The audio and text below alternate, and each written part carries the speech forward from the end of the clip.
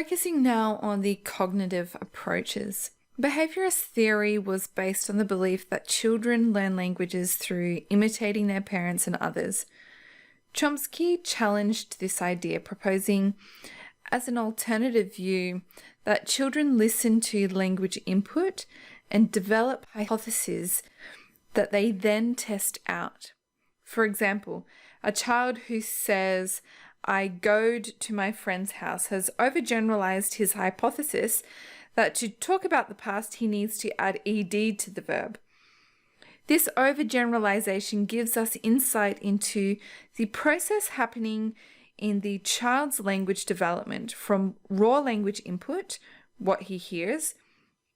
He is forming an internal and unarticulated framework of rules, which he then applies in his language production. Observation of the increasing complexity of children's speech as they develop cognitively gives additional evidence of the development of language schemata, including knowledge about sentence structure, grammar, spelling, pronunciation, grammar, and cohesive devices. In addition, children are testing out different ways that knowledge can be used or applied. Chomsky suggested that a section or a function of the brain could be labeled as the language acquisition device, LAD. This LAD takes care of building up the internal framework or schemata for understanding language input and for creating meaningful language. This involves a subconscious process of seeking consistencies and inconsistencies, comparing and contrasting, and formulating hypotheses. Language learning is approached with a view to developing this cognitive map or framework of rules which govern the creation of meaningful language. It's an analytical approach of rule acquisition, in contrast to the behaviorist approach, which relies on habit formation. Along with the concept of LAD, there is the notion that all languages have a common structural basis, a universal grammar. It is postulated that this universal grammar is innate to every human being, and languages are learnt and processed according to this grammar. Research findings exist which both support and refute the concept. May I suggest that you have a look at some articles? You can go into Google Scholar and have a look at Chomsky's theory of language acquisition to get a better understanding of language acquisition device that he talks about here. So have a read through some of those. Moving on to the critical period hypothesis. Much discussion has been generated on the question of whether there is an ideal period in a person's life for language learning to occur. Some say that unless a language is learned in the first few years of life, native-like proficiency will never be achieved. Others cite evidence that some adult learners do achieve accuracy in a second language, but usually still retain traces of a first language accent or pronunciation. While it is recognized that processes and rate of language learning change with age, strengths can be seen in learners in both the early and later years. Children are certainly more adept in the area of pronunciation. However, adults are often able to master new structures and vocabulary at a greater rate, as they have existing schemata into which they assimilate and accommodate new language information. On the other hand, older learners display weaker short-term memory faculty and expend greater effort in memorizing the new language material. We can also see how individual differences affect learners. So other differences between individual learners have come into focus through the study of cognition in relation to language and learning. We have background. So learners come from an infinite variety of backgrounds with differences evident in relation to cultural background. So this affects general knowledge and worldview, the way a person sees the world, their conceptualization of how society works, and their understanding of the nature and function of relationships are examples of factors which will affect their language learning process. Cultural background can also affect the freedom of the individual to engage in learning activities, for example, in mixed gender classes where a history of conflict between ethnic groups or prejudice exists, interactions in learning situations can be hindered. The second one is language background. So learning is affected by how closely the L1 is related linguistically to the L2. The closer the systems of grammar and similarity in vocabulary between the two languages, the easier it is to accommodate and assimilate new language information. In addition, the greater the level of literacy acquired in the first language, the easier the development of the literacy skills in the second language. And finally, educational background. So generally, the more highly educated the learner, the easier the transition to the second language. Another individual difference is personality and affective factors. The individual's personality and other affective factors can influence the learning process. The affective factors refer to attitude and emotions in relation to language learning. So firstly, we have motivation. Motivation is a key to success. The more motivated, the more effort is made, the more resources are expended in pursuit of the learning goal.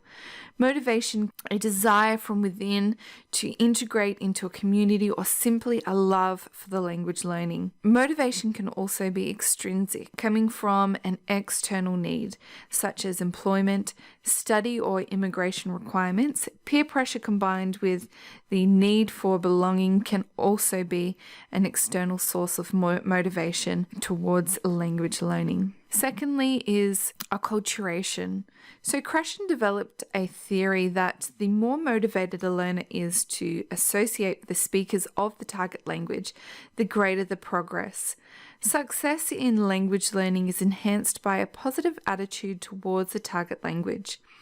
Success in language learning is enhanced by a positive attitude towards the target language, the speakers of the target language, and the culture associated with the speakers of the target language. Culture shock or culture stress can inhibit motivation and progress in the language learning process. Thirdly, we have self-esteem. The language learning experience can challenge the core of an adult's self-esteem. When beginning efforts to speak sound like those of a 2 or 3-year-old, for some personality types, it can take a great amount of determination to overcome the embarrassment experienced during initial attempts to communicate.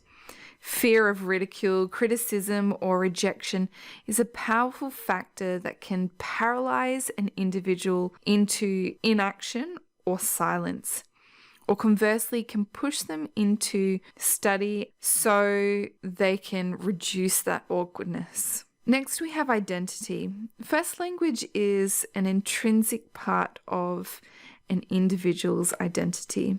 And this is very clear with older migrants to countries such as Australia who come from an English-speaking background, but absolutely refuse or are incapable of adjusting their accent or speech patterns to achieve easier communication. Their way of speaking is so closely tied to who they are and their heritage that adoption of another way of speaking seems a betrayal, not just of where they've come from, but who they are. And finally, we have tolerance of ambiguity. In the beginning stages of language learning, the learner is doing well to understand a word here and there With diligent study and practice, this can increase quickly to very familiar phrases. As the store of vocabulary increases and sensitivity to contextual clues develops,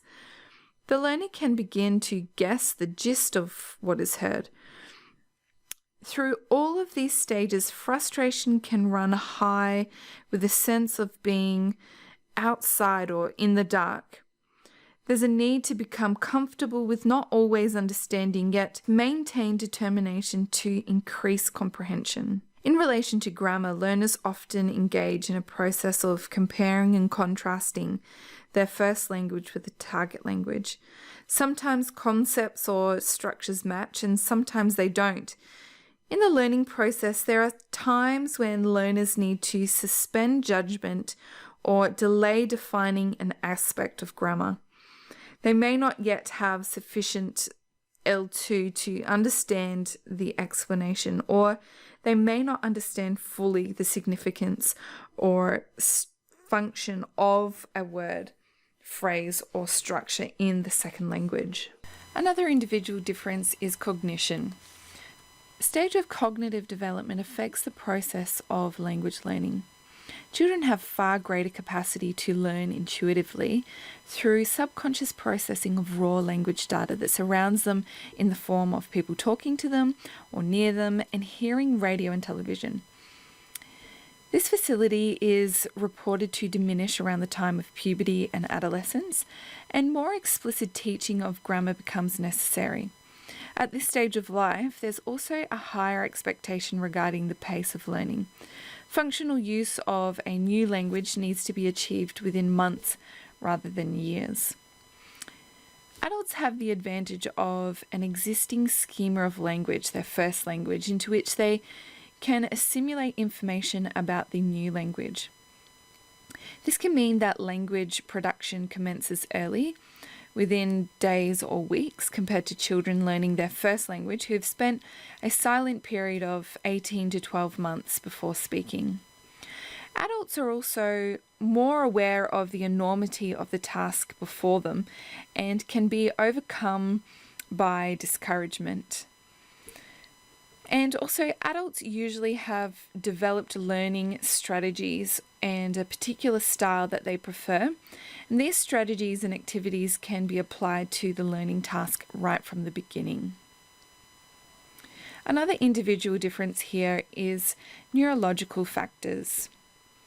So a question long debated in second language acquisition is whether or not there is an ideal age at which to learn a second language. This is commonly referred to as the critical period hypothesis and states that the language ability to acquire language is related to aging, and there is an ideal period of time to attain a language, after which it is no longer possible. Researchers on both sides of the argument cite evidence to support their opposing positions. A thorough review of the literature from both sides is provided by Palin Gould in 2009 in her paper Critical Period Hypothesis for Second Language Acquisition. A review of literature is available on the website above. Her summation. It is hypothesized that native-like attainment of second language acquisition is influenced by social, educational, and motivational factors such as age of immigration and amount of second language education. When considering neurological factors involved in language learning, we're looking at a highly specialized area of understanding of brain and nervous system function. And it's well beyond the scope for us to attempt to deliver a thorough explanation of this in our textbook and in this video of language development. However, dabbling into research abstracts available online, we can see that these neurological factors are taken into consideration. If we have a look at aphasia, which is the difficulty on producing or comprehending language, it may range from severity from the ability to remember words to being unable to speak, read, or write. It's usually a result of brain damage, perhaps a stroke or another acquired brain injury, or damage from infection. Speech language pathology can provide therapy, and most acute aphasia patients can recover some or most skills.